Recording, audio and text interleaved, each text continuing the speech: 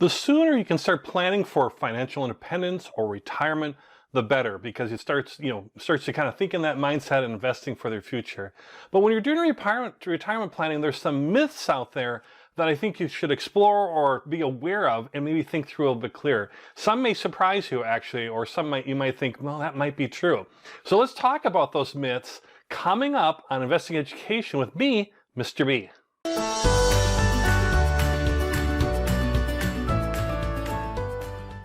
Welcome to the channel where we help you to learn fast so you can become a confident and successful investor. If that sounds good to you, hey, do consider hitting that subscribe button and checking out the free courses, all sorts of information in the description below.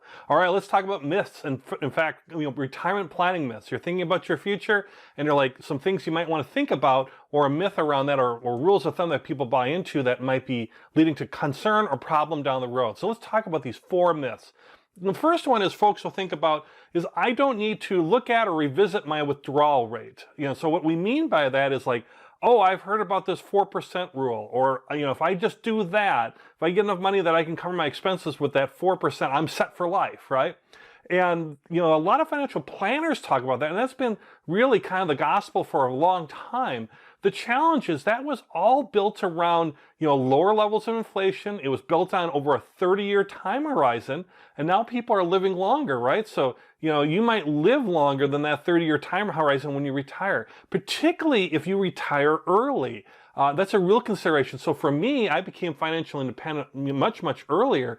And so that 4% rule was not going to work for me because the study it's based on had these constraints of low inflation and a shorter time period than what I might be experiencing. So I need to make sure that I need to adjust that withdrawal rate from 4%. Maybe I need to make sure to be safe to be at 3.5% or 3%. Or a better way yet is to really start, especially as you get closer, look at your actual expenses and then adjust your withdrawal rate around that. I have videos around buckets of money strategy for withdrawal rates, by the way. Take a look at that. Go to the homepage, find that. I'll put it in the description below too. Look at those types of things as well to consider that withdrawal rate. But so many folks, especially in the FIRE movement, financial independence, retire early, they fall into that, oh, I'll just do the 4% rule. But especially if you're going to retire early, that can lead to trouble later on in terms of running out of money potentially. So that's a myth as far as like, I don't have to look at my withdrawal rate. I just know I'm locked in at 4% and I'm good. In fact, some people can actually do more than 4% based on their spending, how much they spend and their cost of living and stuff like that, where they might be living. So don't get locked in that withdrawal rate. The next myth is that safety net myth of, well, I can just work as long as I need to. If I'm planning on retiring, let's say at 67, well, I tell you what, if money's tight or I don't save enough or invest enough, I can keep working until 70 or 75 or 78 or 885, I don't know. And there's nothing wrong with working later or doing some part-time work or side gig stuff. Again, I'm financially independent, retired early, financially independent, but I love creating courses and things, again in the description, and that's what I do. I create courses, keeps my mind sharp, and I'm able to really help a lot of people. So that's one thing I like to do, and that helps bring in a little income too as well, maybe more than a little income, to be honest. It's pretty good. But the thought that you can work as long as you need to is not necessarily true, especially if you work on a job that's very physical in nature. I know folks who are, like plumbers or handymen or whatever, and their bodies are just so sore. It's such hard work. It's physically hard work. And even if you're a knowledge worker where you're sitting at a desk all the time, your body wears out from that too, just from sitting in place and all that. So the thought that you can work as long as you need to might not necessarily be there. So don't necessarily always count on that. Plus, you don't know what the future holds. I mean, you could have a stroke, you could have a physical injury. It's something that might hamper your ability to work. So I like to have these safety nets like, well, I can keep working or I can explore these things. That's why I started my side gig thing with teaching online that became this whole big thing now. But I did that with the idea of that was originally the idea was that was going to be a little safety net plus to be fun and something good I can help people with. But if I was relying totally on that and something happened, I had a traumatic brain injury or something happened, then I couldn't do that. So it's good to have these extra backup plans, but don't have that be a primary plan like, hey, I don't need to invest, or I'm not so worried about it because I can always work as long as I need to. You might not be able to. Number 3 is, oh, I'll just spend less and then I'll pay less taxes too, right? And that could be true, right? A lot of times when people are calculating their future retirement, they're like, oh, well, I'll be retired, I'll have gray hair and maybe blue hair and, I'll just be dawdling around or whatever, and I'll spend less. what's happening, particularly in more modern times, is when people are living longer, so they're going to, over the course of their life, actually spend more because they're living longer, but also they're being more active, right? They want to travel, they want to do other things. You might want to do that too. So you might not spend less, you might spend a little less, but in some cases you might even spend more. So you want to calculate that around with your withdrawal rate as well too. So just thinking that, oh, my taxes won't be bad because I'll have hardly any income and I'll be spending less and all this kind of stuff will work together. Well, you may have more income and you may have more taxes, but that's okay because you're making more income anyways. But your spending might not reflect that as well too. You know, I'm thinking about going on a trip to Antarctica, for example. Wouldn't that be wonderful? What a life experience, right? Well, it's not cheap to go to Antarctica, let me tell you. And I did not plan on that as far as my retirement. But, you know, the idea of that myth there being that, oh, I don't have to worry about building up that nest egg because I can always just spend less. Now, there is an aspect of that too, especially as you get much older, you might spend less money because you won't be as active. But the idea of you can adjust that, and that's one thing you can adjust spending less, I would agree with that.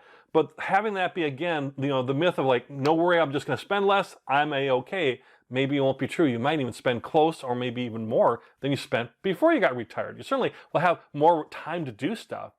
And number 4, this is more for you know, my friends in USA, I guess, or anywhere where you're getting like a pension or Social Security or whatever. I'm going to talk specifically to Social Security.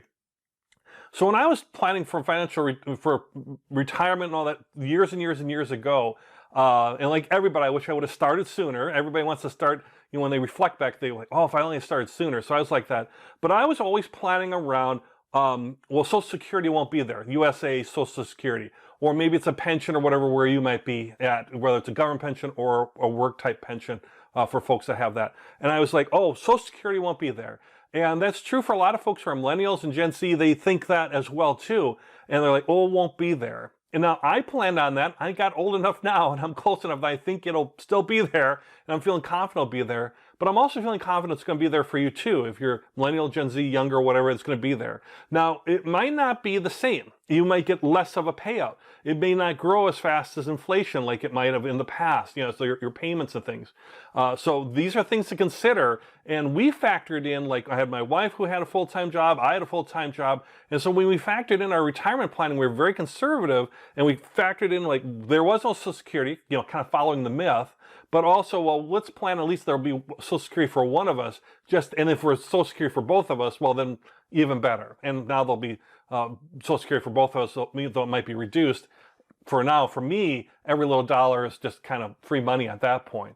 So, but the idea of like, I'm screwed, there won't be Social Security, so why should I even bother saving and investing? Because I want to have Social Security, it's just going to be hard or whatever. Not true. You know, you're going to have some type of Social Security. I'd be shocked if the government completely eliminated Social Security. It would cut in other areas. Talking about USA government now, they would cut in other areas if they have to. That older folks, people on Social Security, are a strong voting bloc, and we know one thing that moves politicians is voters, especially strong blocks of voters like older people. So I think it's going to be there, but it might be less for sure. I think it'll be less, or you might have to wait longer to get it. Those two things you might want to plan in, but the fact they'll be gone, no, not necessarily.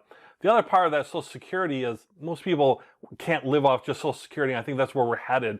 You're going to need to invest in all that, and then Social Security will be a supplement, not a full replacement, because, you know, fortunately those days might be gone. Now, I mentioned pensions, and you especially think of like company pensions. That's a whole different ballgame. I never had a company pension. My wife didn't either.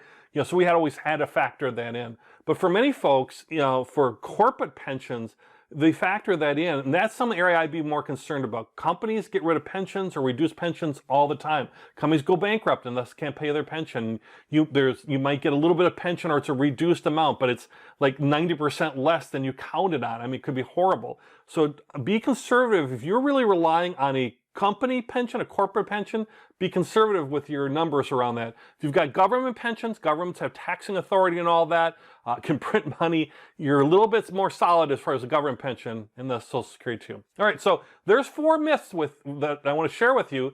They're debatable, so if you've got some comments, throw it in the comments in there. Disagree with me, especially on that Social Security, go ahead. I still think You'll have it, but it might be delayed or it might be less. But that is a certainly controversial topic. Throw some stuff in the comments. If you like this kind of stuff, by the way, hey, do hit that subscribe button and do check out the free courses and all the stuff in the description.